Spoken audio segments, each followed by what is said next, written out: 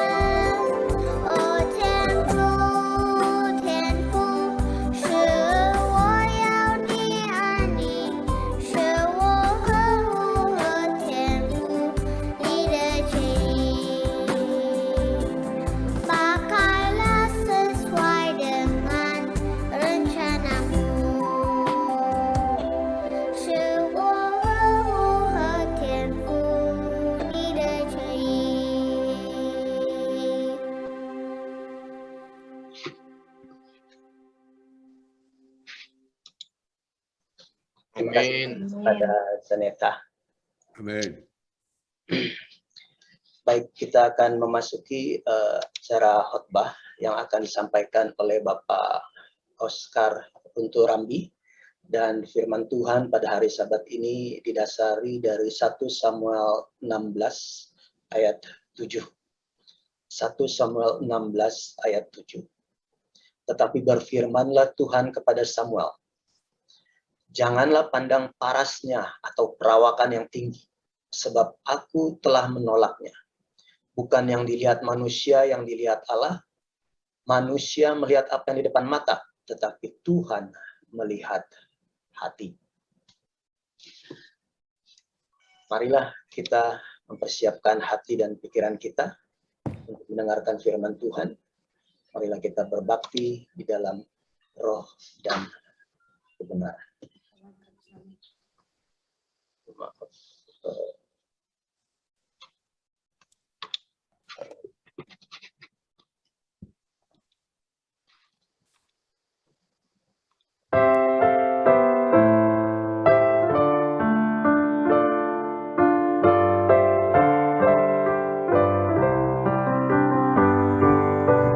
Bersabdalah ya Yesus kepada jiwaku, bisik padaku Tuhan, tiada ku tinggalkan.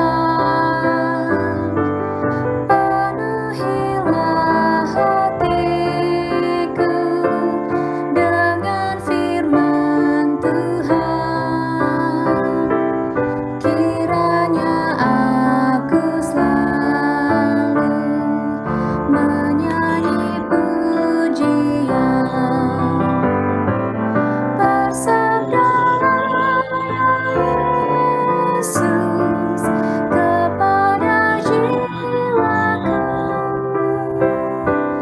pegang tanganku Tuhan, sucikan hatiku. Ku mau turut firman-Mu yang terangi jalanku. Tuhan pimpinlah aku, ku jadi milik-Mu.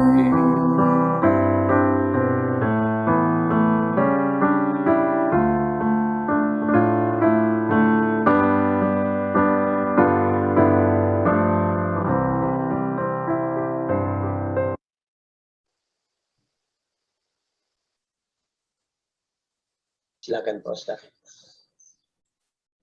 Baik, mari kita satu di dalam doa. Terima kasih Tuhan, walau di tengah pandemi COVID-19 ini, kami umat-umat Tuhan, jemaat Makarios, bahkan tamu-tamu dan semua yang sudah ikut serta di dalam kebaktian siang ini. Tuhan, kiranya keinginan kami untuk mendengarkan firman-Mu, karena kami yakin dan percaya firman itu adalah Allah, dan Allah adalah firman. Ya Tuhan, ampunilah dosa hamba, sehingga boleh menyampaikan apa kata Tuhan. Berbicaralah Tuhan melalui hamba-Mu yang berdosa ini, karena saat ini jemaat-Mu sudah siap mendengar.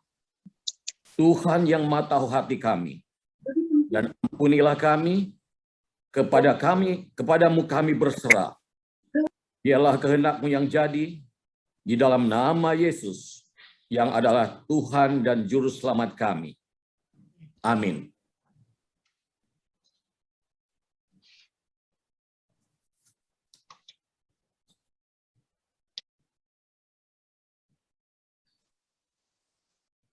Tentunya kami berterima kasih.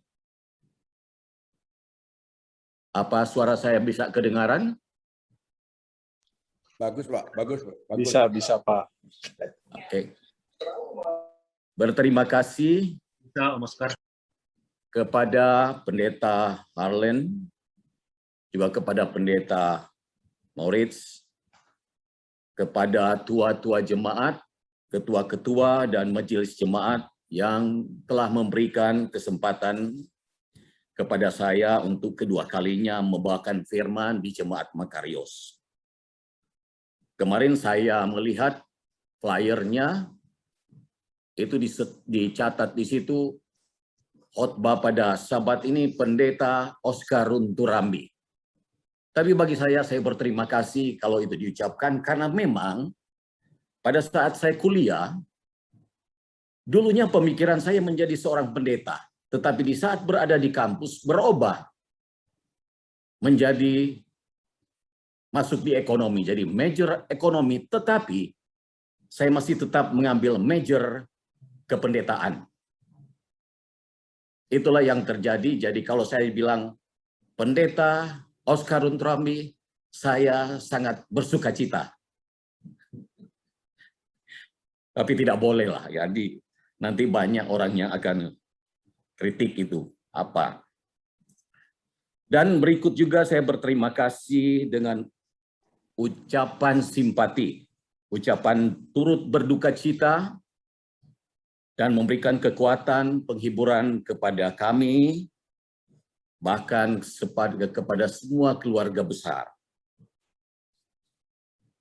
Adik kami ini kemarin katanya masih sempat berbicara dengan anaknya juga karena bekerja dengan saya yang ditempatkan di Kalimantan. Jadi anaknya hanya tunggal begitu dan masih sehat-sehat. Tapi tiba-tiba pada siangnya tidak terkontrol lagi, mungkin dilihat kok lampunya tidak ada yang nyala di rumahnya. Tapi kenyataan dia sudah meninggal. Dan yang jadi persoalan sekarang adalah meninggalnya karena apa? Tetapi dengan keadaan seperti sekarang ini, ya protokol kesehatan tetap kita menjaga sehingga perlakuan terhadap penguburan dan lain-lain dilakukan secara COVID yang walaupun tidak ada kepastian apa penyebabnya.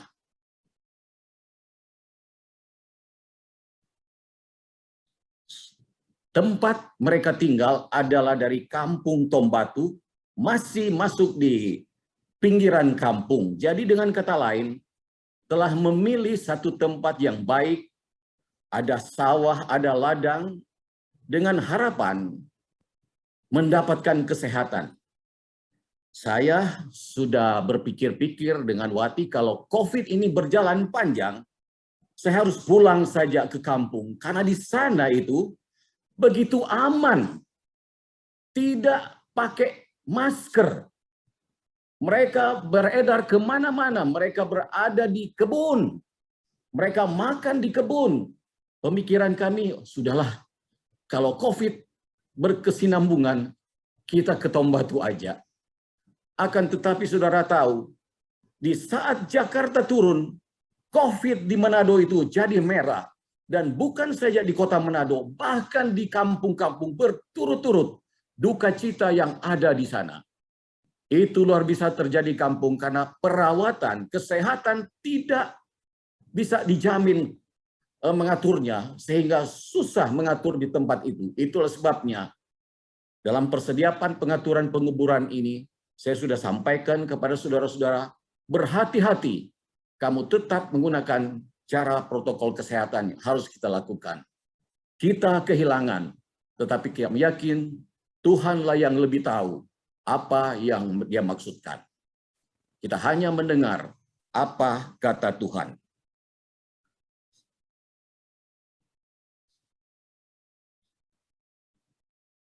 Sabat ini saya mengambil topik hati-hati dengan hati. Para politisi sering mengambil topik di dalam hal politik, kampanye politiknya, bekerja dengan bukti, berjanji dengan hati. Fungsi hati yang utama adalah menerima, menghancurkan zat-zat yang berbahaya, mengeluarkan dan membuang toksin, racun dari dalam tubuh kita. Saya tidak akan membahas mengenai fungsi hati, tetapi detailnya para dokter yang lebih tahu, tapi saya hanya berbicara fungsi hati secara alkitabiah. Kata hati di dalam Alkitab disebut 876 kali. Sedangkan 1 tahun 365 hari. Kalau kita bahagi, maka satu hari kita akan mendapatkan kata hati 2.40. Harusnya 3 kali di saat kita bangun tidur, hati-hati dengan hati.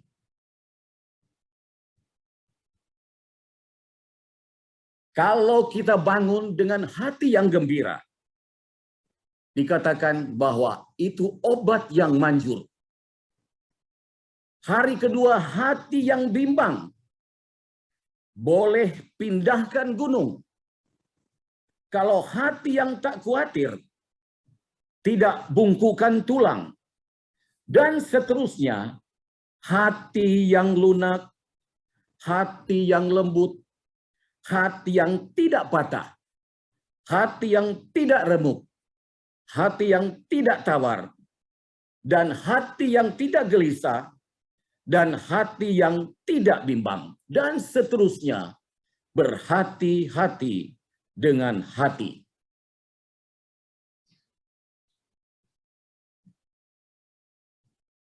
Beberapa tahun yang lalu, kira-kira 20 tahun yang lalu, ada sebuah lagu yang cukup populer, ya, yang dinyanyikan oleh Titi Sandora dan Muksin Alatas, yang berjudul Di Antara Hatimu dan Hatiku. Terus, terbentang dinding yang tinggi, tak satu jua jendela di sana, agar aku memandangmu. Inilah sajak lagu itu yang mungkin bagi milenial sudah tidak terlalu tahu itu. Tapi bagi kami yang sudah tua-tua, sangat ingat, di antara hatimu dan hatiku, terbentang dinding yang tinggi. Kalau orang mengintip pun ke hati seseorang, tidak akan pernah tahu, karena di situ tidak ada jendela. Sehingga suami dan istri pun tidak tahu apa isi hati masing-masing.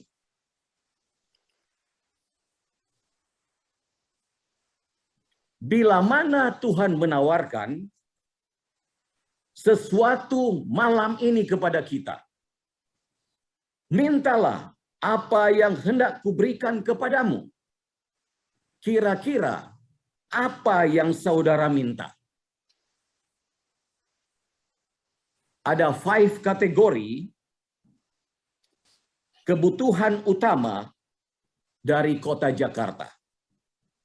Yang pertama adalah kesehatan, yang kedua adalah keuangan, 3 karir, 4 pendidikan, 5 rekreasi. Kalau saat ini yang terpenting tentunya hubungan dengan kesehatan. Kita akan pasti minta, Tuhan, kalau boleh, pandemi 19 ini tolong Tuhan keluarkan dari Kota Jakarta. Out dari Kota Jakarta. Disuruh pergi dan jangan kembali. Itulah kebutuhan kita yang terpenting. Akan tetapi ketika tawaran ini disampaikan kepada Raja Salomo, apa yang Salomo minta? Apa dia meminta kekuasaan? Dia minta kekayaan? Atau umur panjang? Atau dia minta supaya dia lepas dari musuh, nyawanya bisa aman? Saudaraku, Raja Salomo minta, berikanlah hati yang faham. Di dalam 1 Raja-Raja 3 ayat 9 sampai 12. Berikanlah kepada hambamu ini hati yang faham. Hati yang bisa menimbang perkara. Hati yang faham mengadili, menghakimi yang adil. Hati yang bisa membedakan antara baik dan jahat. 1 Raja-Raja 3 ayat 16 dan 28.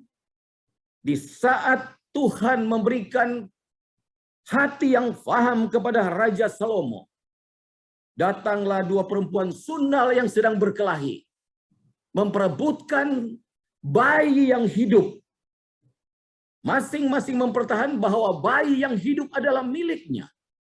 Karena salah seorang di antara mereka telah menindih anak mereka sendiri, bayi mereka, sehingga mati.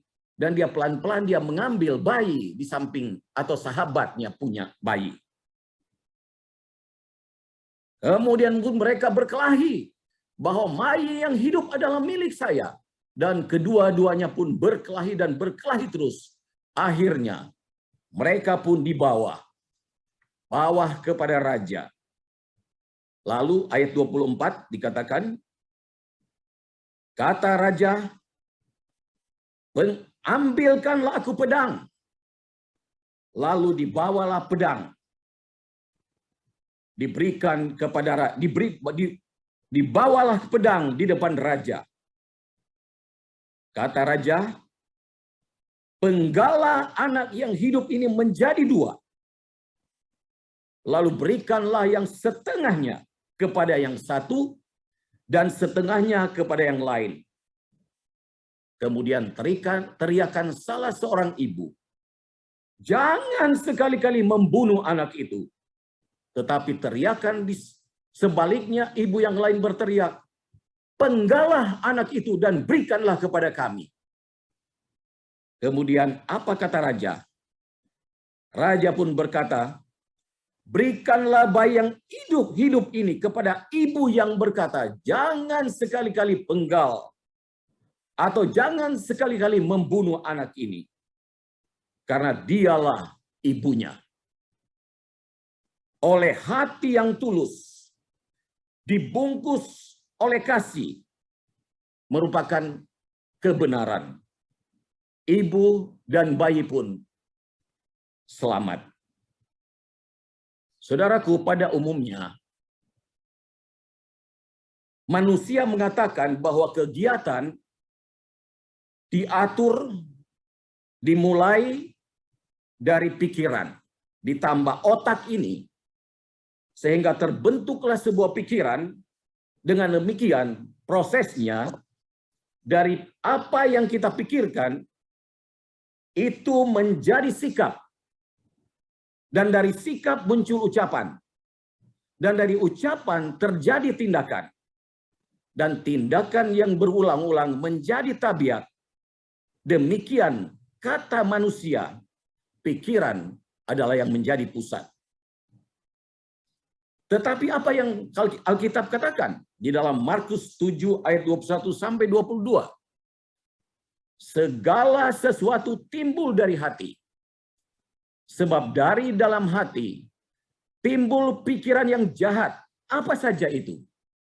Percabulan, pencurian, pembunuhan, persinahan, keserakahan, ketamakan, kelicikan, hawa nafsu, iri hati, hujat, kesombongan, kebebalan.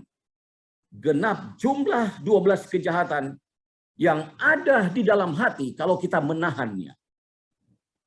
Itu sebabnya Amsal 4 ayat 23 katakan, jagalah hatimu dengan segala kewaspadaan, karena disitulah terpancar kehidupan. Jadi jaga hati dan waspada.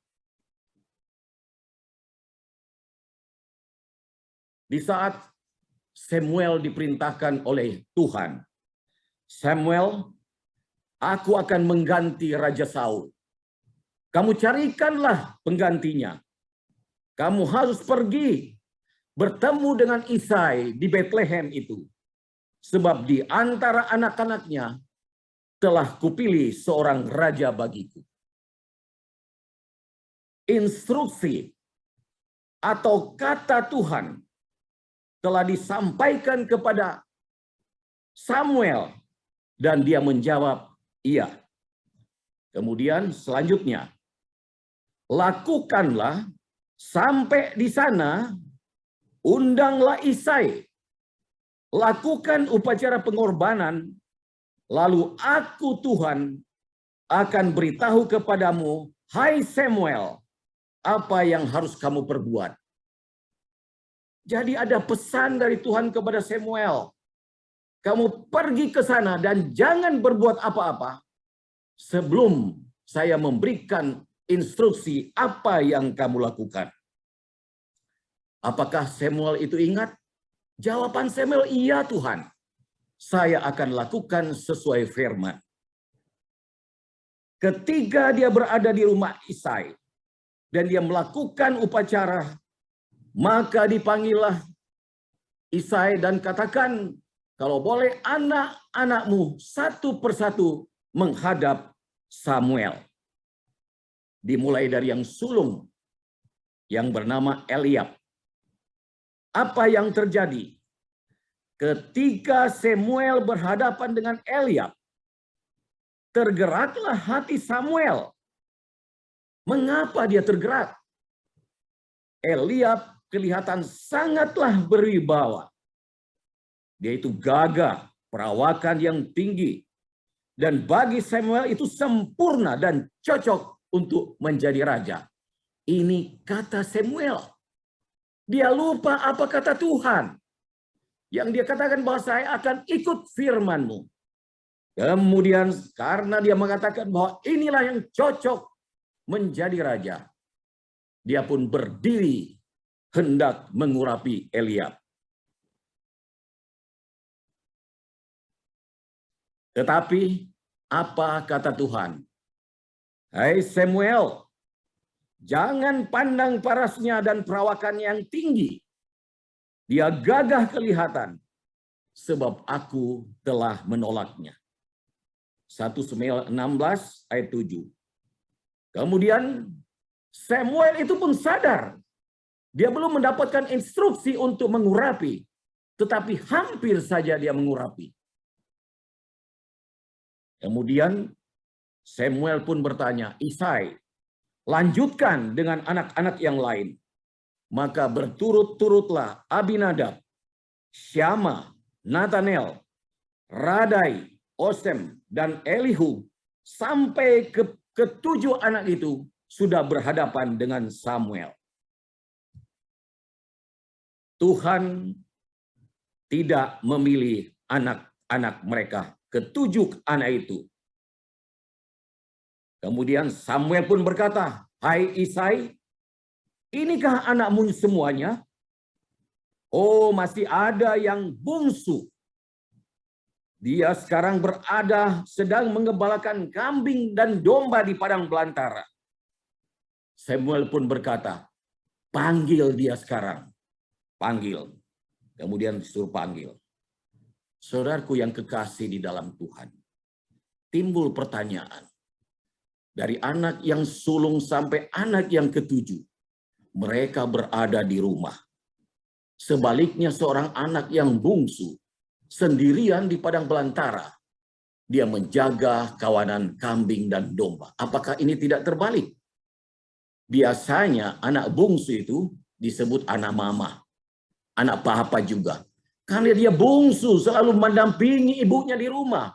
Biarpun kakak-kakak bekerja, biasanya anak bungsu yang ada di rumah. Tapi ini justru sebaliknya. Apa yang Daud lakukan? Di saat Daud sedang bekerja dipanggil pulang. Daud sedang mengembalakan kambing dan domba. Hatinya gembira, tubuhnya bergerak, dan dia pun berkeringat. Dan oleh sinar matahari menyinari parasnya, wajahnya pun menjadi elok kemerah-merahan. Matanya yang tajam bersinar indah. Ketika Samuel melihat, wajahnya pun bersinar indah. Dan kemudian dia pulang. Di saat dia dilihat berhadapan dengan Samuel. Samuel tengah tertarik bahwa orang ini sedang bekerja, sedang bertugas. Mata yang tajam melihat Samuel. Dan Samuel pun menatapnya. Kemudian Samuel pun menunggu. Apakah ini yang disuruh Tuhan? Kemudian firman Tuhan, Samuel, bangkitlah urapilah dia. 1 Samuel 16 ayat yang ke-7 sebagai ayat inti kita pada siang Sabat ini. Bukan yang dilihat manusia, yang dilihat Allah.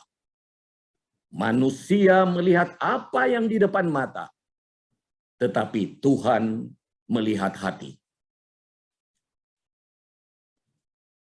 Saudaraku, di tahun-tahun keberadaan saya di Balikpapan, di saat Kalimantan masih maju pesat dengan perusahaan-perusahaan minyak dan kayu, maka di sanalah pertemuan banyak orang, khususnya dua institusi kita, yakni UNCLAP dan UNAI. Berkumpul di sana sampai waktu itu saya ingat ratusan anak-anak muda yang tamat S1 sedang mencari pekerjaan di sana. Kemudian anak-anak ini diberikan kesempatan oleh gereja, diberikan kesempatan oleh jemaat untuk beraktivitas di dalam gereja. Sehingga di zaman itu acara pemuda Advent sangatlah maju, bahkan lebih ramai daripada kebaktian Sabat siang. Karena kami bahagi-bahagi, siapa yang membuat acara PA, mereka bergantian. Dan kalaupun pada sore harinya diumumkan bahwa akan ada doa subuh. Oh, ratusan yang sedang mencari pekerjaan. Mereka berusaha datang berdoa karena pekerjaan mereka belum temukan. Tetapi ingat, setelah pekerjaan itu dapat, mereka itu sering lupa. Sudah mulai kosong. Doa subuh itu sudah mulai kosong, saudaraku. Tapi dengan demikian, karena begitu banyaknya orang muda, maka terbentuklah dua kesebelasan. Kesebelasan yang pertama, kesebelasan UNAI dengan berkostumkan green, melambangkan PSMS Medan. Dengan Persma Manado dengan kostum merah putih. Dan kami bertanding. Kami membuat persahabatan, tapi seperti pertandingan perebutan kejuaraan dunia. Masing-masing dengan ambisi supaya memenangkan pertandingan ini. Satu peristiwa yang terjadi. Dikalah bola sudah dibawa. Kemudian bola pun itu ditendang mengena tubuh saya dan sedikit saya memegangnya. Kemudian bola itu pun saya bawa dan saya tendang bola gol. Wasit memutuskan bahwa bola itu sah. Tetapi karena ambisi, masing-masing kesebelasan ini ingin menang. Maka kesebelasan yang satu, mereka pun keluar dari lapangan protes. Karena wasit tidak melihat yang mana benarnya. Oscar itu handsball. Dia pegang bolanya. Gak bisa. Dan terjadilah pertarungan. Saya yang masih berdua hati. Saya harus keliling. Keluar ingin menyatakan bahwa saya handsball. Sudah dikelilingi oleh sahabat-sahabat saya. Mereka katakan, you tidak handsball. Tetapi yang lain mengatakan handsball. Di pihak kesebelasan UNAI. Mereka sudah mengatakan bahwa bila mana ini dinyatakan, gol ini dinyatakan sah, kami akan pulang. Sudah bayangkan aja, hanya pertandingan persahabatan, itu pun seperti pertandingan perebutan kejuaraan dunia. Saudaraku, di saat saya dikelilingi, dan hati saya yang sedang bergejolak menyatakan bahwa saya handsball, wasit yang bijak, dia pun masuk di tengah lapangan. Dia seorang ekspatriat, lalu dia katakan, hanya apa kata hati, hati nurani Oscar yang akan dia mengaku pengakuan bahwa dia handsball atau tidak. Hati nurani yang murni, apa kata hatinya? Saya pun keluar dari lingkaran sahabat-sahabat itu. Dan saya katakan, saya itu handsball. Saudaraku yang kekasih di dalam Tuhan, sering ambisi itu menang, sehingga hampir-hampir kita melawan apa kata hati kita yang sebenarnya. Karena kita ingin dipuji, kita tamak, kita serakah, dan kita sombong. Saudaraku, saya berani keluar daripada lingkaran yang melingkari kehidupan kita. Kita sering takut berkata benar, atau kita takut berkata itu salah, atau kita takut berkata itu dosa, karena kita takut keluar dari lingkaran yang mengelilingi kita. Mungkin lingkaran di tempat kita bekerja, lingkaran keluarga, bahkan lingkaran gereja dan organisasi. Sehingga kita segan mengatakan itu salah, benar, itu benar, dan dosa, itulah dosa. Sesudah sahabat-sahabat Ayub datang dengan menunjukkan wajah kesedihan, hati yang hancur, hati yang seakan-akan sedang dirundung oleh duka kematian, mereka pun datang sambil melayangkan teguran. Jadi sesudah 7 hari 7 malam, tidak ada yang berkata-kata kepada Ayub. Sesudah 7 hari 7 malam mereka pun datang, ingin membuat clear apakah kata Tuhan itu benar atau tidak. Mulailah Elifas berpendapat, Ayub, siapa yang binasa dengan tidak bersalah? Tidak mungkin, dan di mana orang jujur dipunahkan? Pasti ada alasan di balik penderitaanmu. Karena penyakit dan bencana tidak datang semena-mena. Dan implikasinya, Ayub menderita karena dia bukanlah orang yang benar, seperti kata Tuhan. Ayub adalah seorang yang saleh, jujur, takut akan Allah, dan menjauhi kejahatan. Inilah kata Tuhan. Tapi Elifas mengcounter kata Tuhan itu tidak benar. Kemudian sahabat yang lain, Bildad, dia mengorek sejarah masa lalu daripada keluarga Ayub dan anak-anaknya. Masakan Allah membengkokkan keadilan? Pasti ada kesalahan lain daripadamu. Maka Allah telah biarkan mereka. Kalau engkau benar, kalau engkau bersih dan jujur, bermohonlah, minta belas kasihan pada Allah. Pasti Dia akan pulihkan engkau. Bildad klaim perkataan Tuhan terhadap Ayub, seorang yang saleh dan seorang yang jujur. Sofar pun ikut bicara.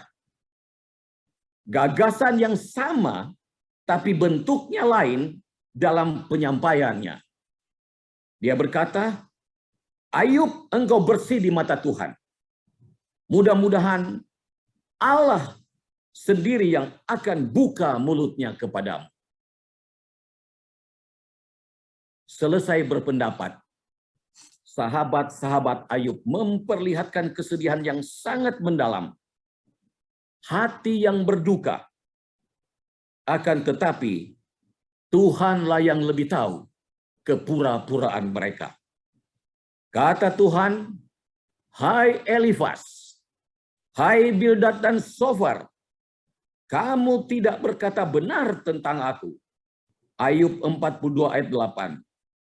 Karena Tuhan melihat hati mereka masing-masing. Mereka penuh dengan kepura-puraan. Sahabat Ayub datang dan kelihatan sedang menanam kebaikan. Dengan cara membela Allah sambil menekan Ayub. Menempatkan Ayub di posisi yang salah. Dan meyakinkan bahwa Ayub bukanlah orang yang benar. Seperti apa kata Tuhan. Saudaraku yang kekasih dari dalam Tuhan, pengaruh penampilan itu luar biasa. Sangatlah menonjol. Keindahan, kebaikan yang langsung dilihat. Bungkusan yang menarik akan menjadi perhatian orang. Casing, cover, maksudnya sampul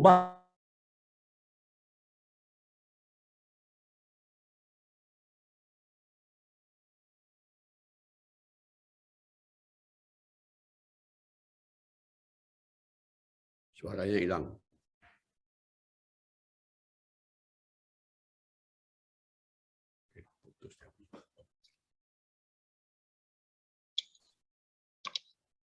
Ya, sepertinya ada gangguan teknis. Mungkin kita tunggu Pak Oscar sebentar lagi. Terima kasih. Ya. Apa bisa didengar? Ya, bisa. Silakan, Pak Oscar. Sekali lagi, bungkusan yang menarik menjadi perhatian orang. Casing, cover, sampul, tirai adalah tempat persembunyian kepura-puraan melawan apa kata hati nurani murni. Saudaraku, hidupmu tidak ditentukan apa kata orang, melainkan ditentukan oleh apa kata Tuhan. Karena manusia itu lebih menjaga yang kelihatan, penampilan luar yang dilihat nyata, dan berharap apa kata orang.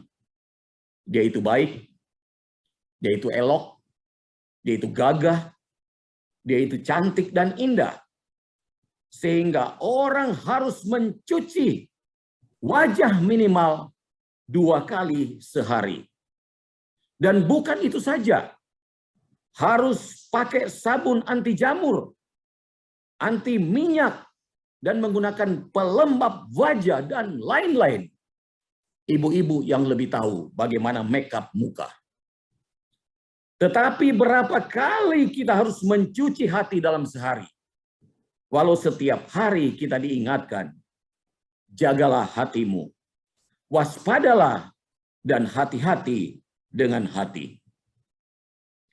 Saudaraku di dalam Tuhan, mengapa hati harus dijaga? Mengapa hati kita harus dijaga? Yang pertama adalah karena perintah Tuhan harus jaga hati.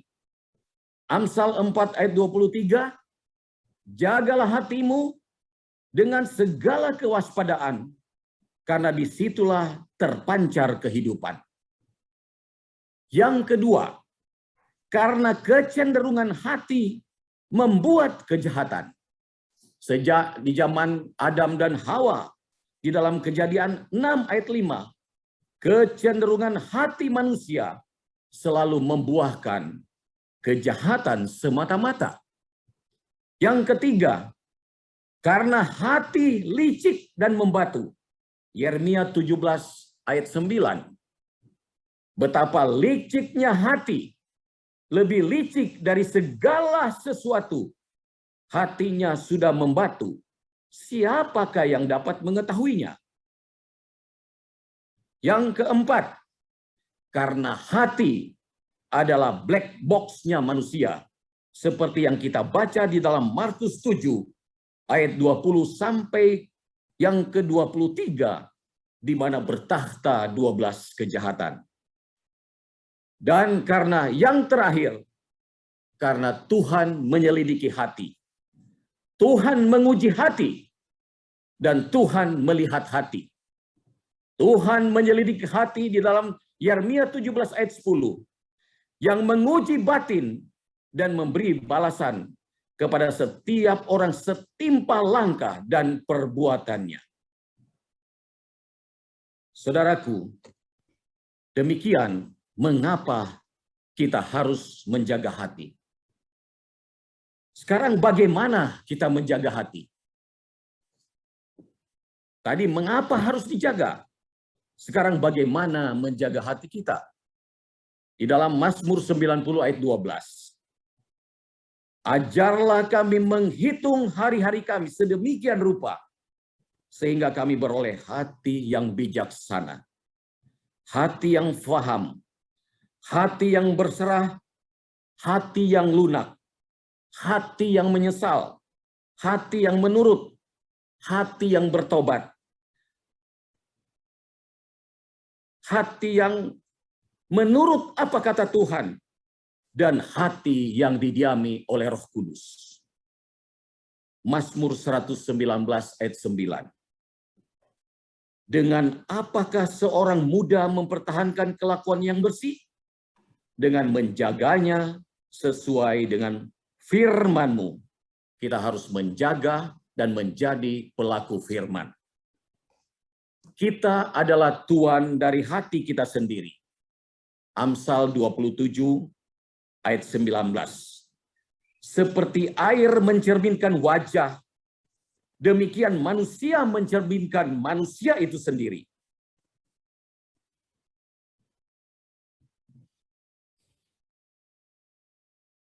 Amsal 4 ayat 23.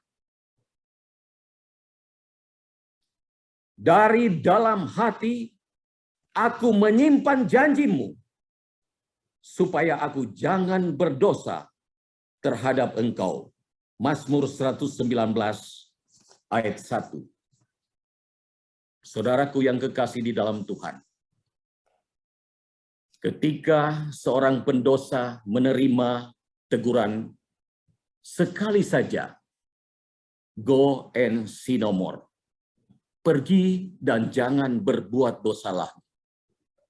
Hati seorang wanita yang membatu menjadi hati yang lunak, menjadi hati yang remuk, hancur, hati yang diubah menjadi hati yang baru, dan menjadikan Yesus yang utama dan akhir di dalam kehidupannya. Itu bisa dia buktikan. Wanita pendosa ini datang kepada Yesus. Dia pegang kaki Yesus. Dia basuh kaki Yesus dengan tangis dan linangan air mata sebagai satu tanda penyesalan. Wanita pendosa datang dan duduk dekat kaki Yesus tanpa merasa lapar karena dia mau mendengarkan firman Tuhan, tanda penurutannya. Wanita pendosa mengikut Yesus ke Bukit Golgota sambil dia memegang, dia menangis di bawah kaki salib Yesus sebagai tanda pertobatannya. Wanita pendosa bangun di waktu subuh, pagi-pagi benar, sambil membawa rempah-rempah ke kubur Yesus. Wanita pertama yang mengetahui Yesus sudah bangkit dan mau mengkabarkannya. Dia bukan hanya seorang pendengar, tetapi dia sebagai pelaku firman. Marilah kita menjaga hati. Jangan masukkan sampah di dalam hati. Jadikanlah hati yang berubah, hati yang menyesal, hati yang menurut, hati yang mau bertobat, dan menjadi pelaku firman. Serahkanlah hatimu kepadanya dan percayalah kepadanya, dan dia akan bertindak. Saya bawa firman ini hanya di dalam nama Yesus. Amin. Amin. Amin. Terima kasih Pak Oscar.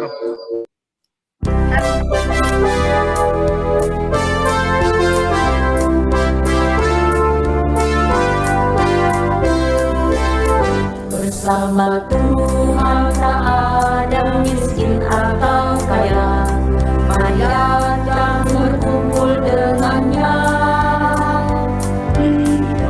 Dalam Tuhan semua saudara, Ramai-ramai berkumpul dengannya.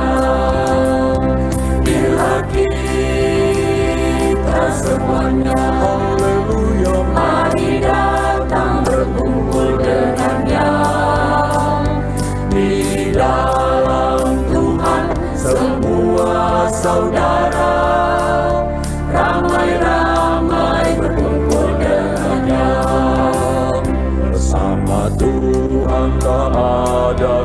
kuat atau lemah, mari datang berkumpul dengannya. Di dalam Tuhan takut pun tiada, Ramai-ramai berkumpul dengannya. Bila kita semuanya haleluya, mari datang berkumpul dengannya. Di dalam Tuhan takut pun tiada. Ramai-ramai berkumpul dengannya. Tuhan kita mencintai semua manusia sama. Anaknya mati untuk selamatkan manusia. Dan segera kita akan jumpa Dia di surga dan menyanyi puji Dia bila kita semuanya mari datang berkumpul dengannya. Di dalam Tuhan semua saudara ramai-ramai berkumpul dengannya. Bila kita semuanya haleluya, mari datang berkumpul dengannya. Di dalam Tuhan semua saudara ramai-ramai berkumpul dengannya. Ramai-ramai berkumpul dengannya.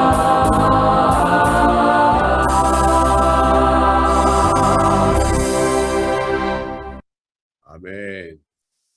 Amin. Silakan Pak Oscar dengan doa. Mari kita satu di dalam doa.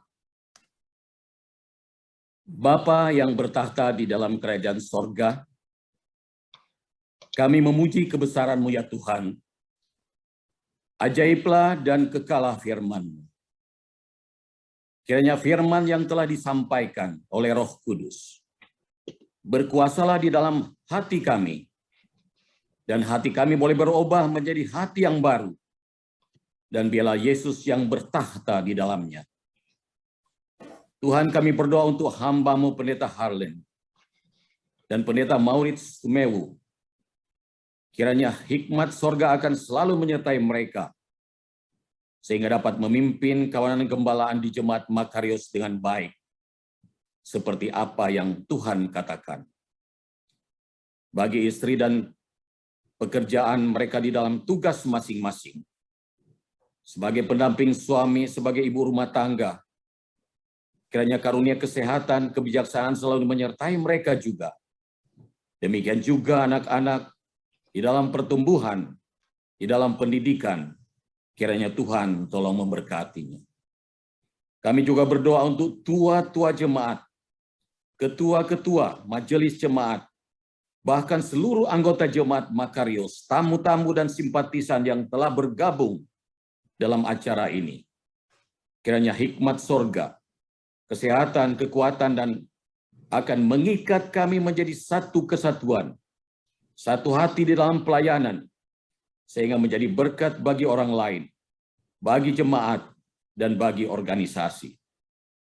Tuhan, kami bermohon kepadamu, walau saat ini kami sedang berada di tengah-tengah pandemi COVID-19, sakit bukanlah menjadi batasan untuk kami tidak berdaya, tetapi merupakan sarana perenungan bagi kami untuk datang bersama Tuhan. Kesehatan dan kekuatan yang kami miliki saat ini bukanlah berarti kebebasan dan kepura-puraan kami, tetapi fasilitas dan kesungguhan hati bersama dengan Tuhan. Kepadamu ya Tuhan kami berseru dan berserah. Biarlah rencana-Mu dan kehendak-Mu terjadi, bukan rencana kami dan kehendak kami. Karena kami hanya serahkan doa dan permohonan kami di dalam nama Yesus yang adalah Juru Selamat kami. Haleluya. Amin. Amin. Amin. Amin. Baik. Terima kasih sekali lagi kepada Pak Oscar untuk Rambi yang telah membawakan firman Tuhan begitu baik. Dan kami juga ingin mengucapkan selamat bergabung kepada para tamu-tamu, mungkin kerabat daripada Pak Oscar ya. Ada keluarga Troy dari Balikpapan ya, ada Pendeta Mamahit, ada Dokter Poluan, dan ada yang lain lagi. Terima kasih telah bergabung di Jemaat Makarios, dan kiranya Tuhan memberkati kita semua, dan secara khusus kepada Bapak Oscar dan Ibu Wati, kiranya Tuhan memberkati pelayanannya. Amin, saudara-saudara. Amin. Amin. Terima kasih, terima kasih. Amin, amin, amin. Baik, kita akan melanjutkan acara kita dengan sesi sekolah sahabat. Kita mohon seluruh anggota jemaat dan para tamu juga sedikit bersabar ya. Kita tahu sekarang sudah